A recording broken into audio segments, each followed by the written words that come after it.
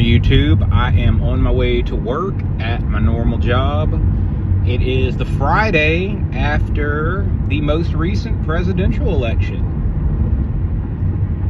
So I am seeing a lot of crazy stuff online. I mean, people are going nuts. And people going nuts is honestly what led to the 2016 election, the 2020 election, and this election. You know, even some people close to me, very young people close to me, are worried about things like Project 2025. Well, I've got news for them. One, Trump has no plans to implement Project 2025. Even if he did, there's a lot of things in there, even if they were kind of good things, and some of them might be, a good majority of them aren't, they're unconstitutional. And for the most part, conservatives are pretty big fans of the Constitution, despite what some people might say. So, honestly, it's a lot of histrionics. It's a lot of fear-mongering. So I'm hoping when we have an amazing economy for the next 4 years, and gas prices go down, and unemployment goes down, and our foreign policy improves, I'm hoping that we can all get along and we can admit it. But I don't know if that'll happen. We're going to see a lot of people who will pay less in taxes, pay less for groceries, watch us not go into war, and still claim that the sky is falling every inch of the way for the next 4 years.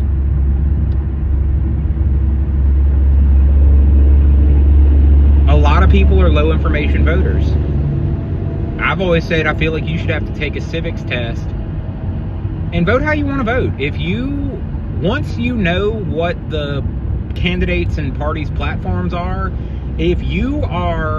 once you find out that one party is for abortion on demand without apologies, and one is for kicking it back to the states, but maybe is for a 6-week ban or something like that, and you say, I'm for the 6-week ban, okay, so I'm gonna vote for the party that's a 6-week ban, and I'm for the free abortion Tuesdays, get your punch card, your 10th one's free, and you get a t-shirt that says, I love baby murder.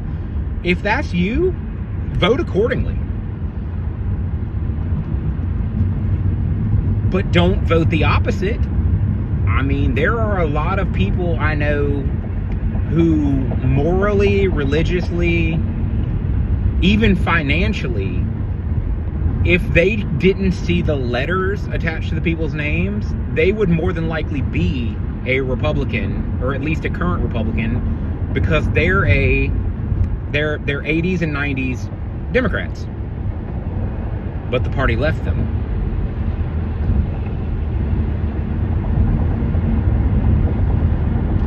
I mean, I think the Republican Party's terrible. I think the two-party system is terrible. But I've mentioned it before in one of my videos. With the flawed two-party system, our only choices are Coke and Pepsi. And you can hold your nose, you can scream and cry, and say, I don't want Coke or Pepsi, I want Dr. Pepper. And you know what the waitress is going to do? She's going to bring you Pepsi. And Pepsi sucks. Pepsi's ad campaign, I believe sometime towards the early 90s was, is Pepsi okay? Because they knew they sucked.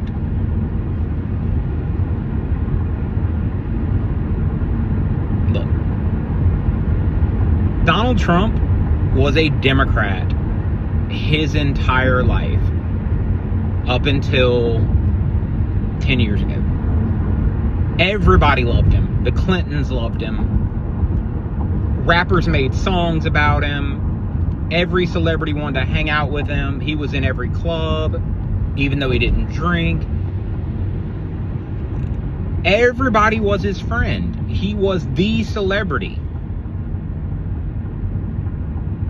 They were even encouraging him to run for president.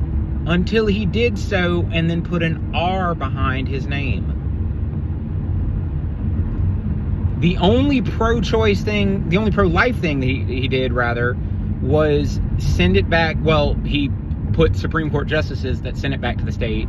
And he's already declared that if there was a national abortion ban sent to his desk, he would veto it. He has no intentions of doing so. Now, believe him or not, that's up to you. Okay. People can say he's anti-gay, but okay, he's hosted gay weddings at Mar-a-Lago. He put sanctions on Middle Eastern countries that were throwing gays off of rooftops. The Log Cabin Republicans, a gay Republican group, brought his nomination to the GOP. I don't know. Like, hate the way he tweets, but get the full facts.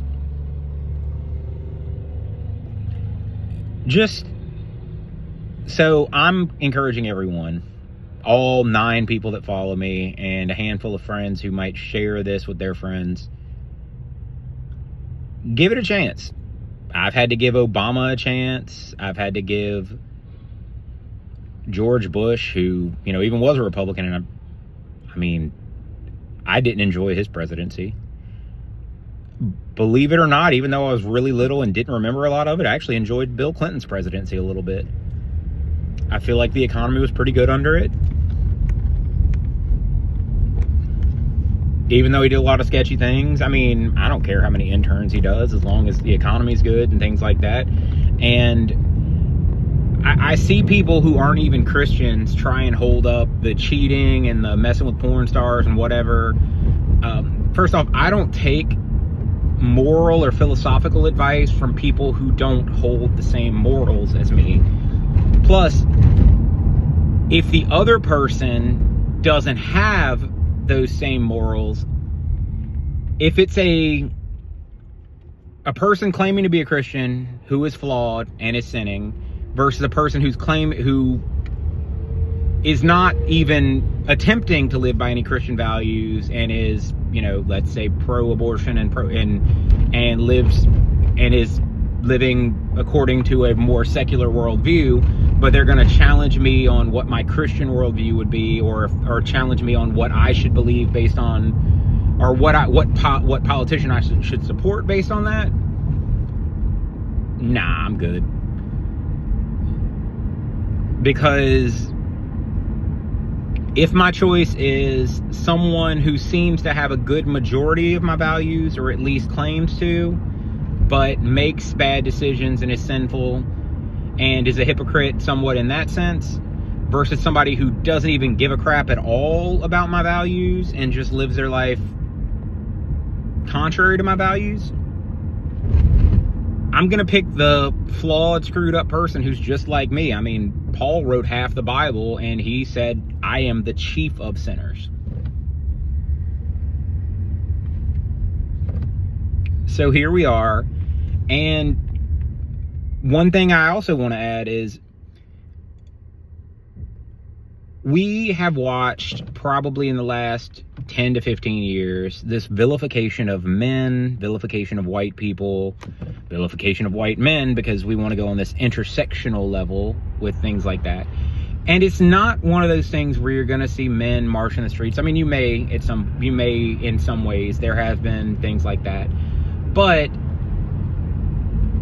for the most part, you're seeing guys who get up at 5 in the morning, go to work, some of them for their family, some of them just for guys who are just trying to make it their way in life, who are single.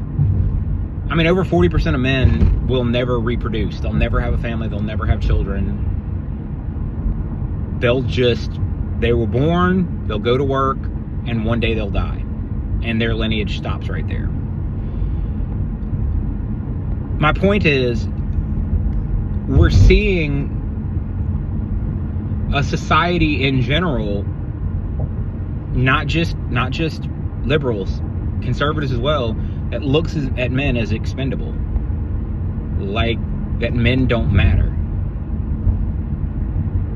and that things like race and gender are the most important things in the world. And you're not going to see men, you'll see some men sit and complain about it and things like that.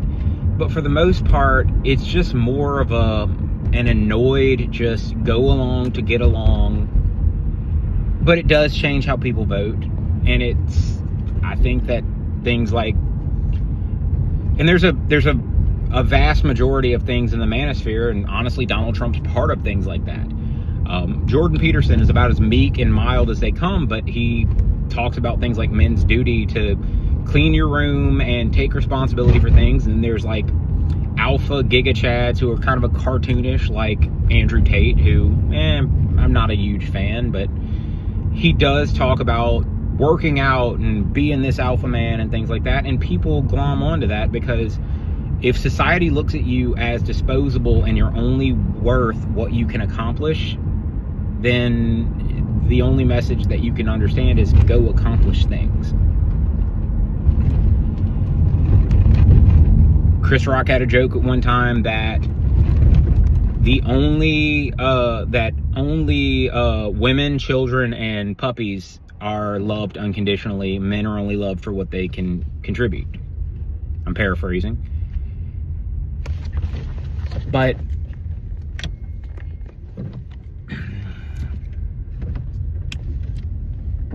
I don't want to live in a world where we say men rule and women drool, and I don't want to live in a world where we say women drool and women rule and men drool, or vice versa. I don't want to live in that world. I think that we are all equal in dignity, and we all individually have our own roles to play in society. If you're a taller person, you can get stuff off the top shelf. If you're a smaller person, you can probably reach stuff that's on the bottom shelf. If you're a stronger person, you can carry heavier things. If you're a lighter person, you might be faster to get to things. And we have mechanical advantages in society that make a lot of those other tasks easier. But my point is, we spent time, and one side more than other, vilifying men. And anytime somebody says, hey, I'm an individual, please, I'm just trying to go to work and take care of my family. Why do you have to hate me for something I didn't even know about? Why do you have to say that because somebody 200 years ago looked like me, that you hate me? That I'm somehow culturally responsible or whatever? I'm just some dude. And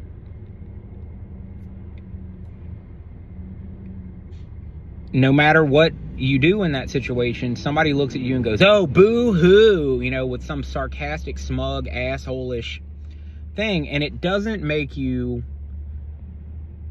for some people it might make them violent or whatever, but for most people it's just like, fuck you guys, I'm just gonna take my ball and go home. And it makes people withdraw from society, and it makes, if somebody, I would never start a sentence with, as a man, or as a white person, or as a white man. But I've met plenty of people who started a sentence with, as a woman, as a person of color, as a woman of color. And first off, another aspect of that is, I remember when people used to get in trouble for saying colored person, but this person of color thing is weird as fuck. But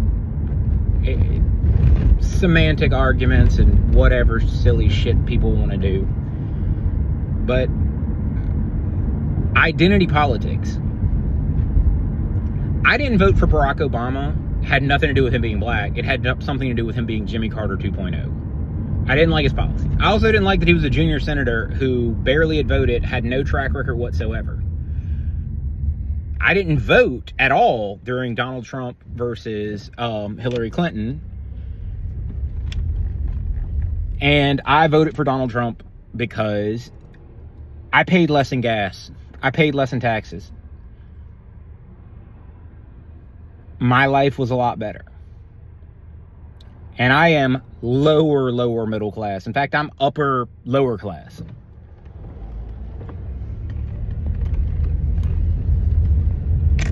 So, and I watched one side tell me that anybody like me is poor, uneducated, redneck, gun clinger, And I watch one side say all the time that the police and military and everybody are evil and that the government's corrupt. And you know what? I partially agree with them. But then they also say that I, as a private citizen, shouldn't be allowed to own a gun to protect myself. That I should also trust that evil military to protect me. And that evil police force to protect me. Even if they were the best, most altruistic people, they'd still take 20 minutes to get to. Anyway, that's just some of my thoughts on it. I know it's a long video, but check it out. Have a nice day. Like, subscribe, share with your friends, share with your enemies. Just some food for thought about this current election.